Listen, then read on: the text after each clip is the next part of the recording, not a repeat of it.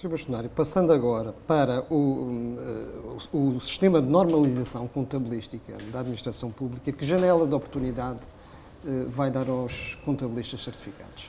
Bom, eu acho que, antes de mais, o SNCAP, por isso o Sistema de Normalização Contabilista para a Contabilidade Pública, penso que é uma verdadeira revolução na nossa concepção de organizar e de gerir a sociedade e no direito inabalável que os cidadãos têm em conhecer as decisões que são tomadas, o resultado dessas decisões e em conhecerem, no mínimo, o modus operandi da administração pública. Ou seja, vamos lá ver. Nós hoje o que temos, descobrimos ainda bem recentemente uma situação. O Estado deixou por pagar uma quantia muito significativa de IVA e tem suspenso os processos de IVA em 31 de dezembro muito superiores ao que tinha aos outros anos, em que a diferença é 402 milhões de euros, 402,6 milhões de euros. A diferença entre o que estava em 2014 de processos recusados em IVA, reembolsos recusados e processos como é que se diz? Em análise. Entre 31 de dezembro de 2014 e 31 de dezembro de 2015, a diferença era 402,6 milhões de euros. A pergunta que se coloca de imediato é: este número, onde é que fica expresso nas contas públicas? E eu respondo: em lado nenhum.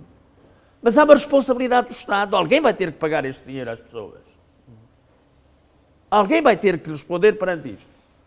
E por isso temos de ter um sistema de contabilidade pública e de organização pública que seja um verdadeiro sistema de informação.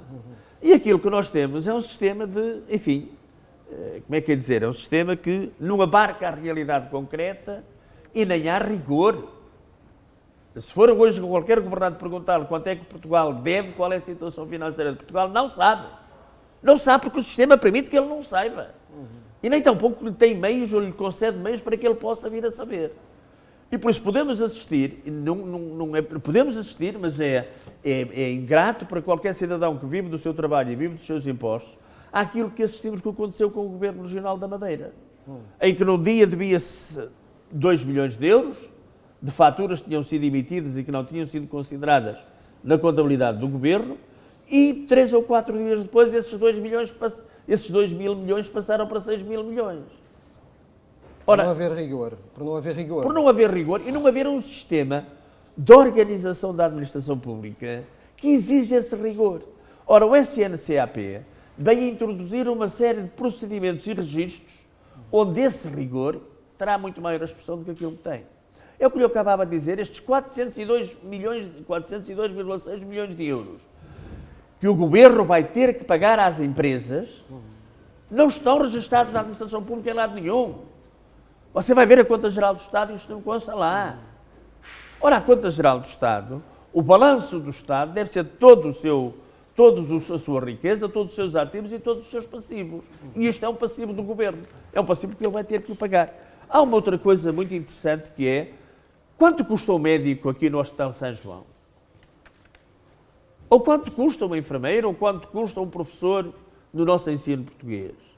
Quanto custa isso a nós? Quanto é que nós pagamos? Não é ao Estado. O Estado não paga nada. O Estado paga com o seu, com o meu e com o dinheiro dos cidadãos. Quanto é que custa ao contribuinte? Quanto é que custa ao contribuinte?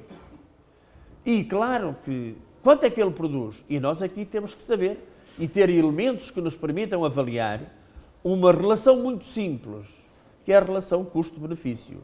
Eu estou a ter um custo, obtenho desse custo o correspondente benefício ou não.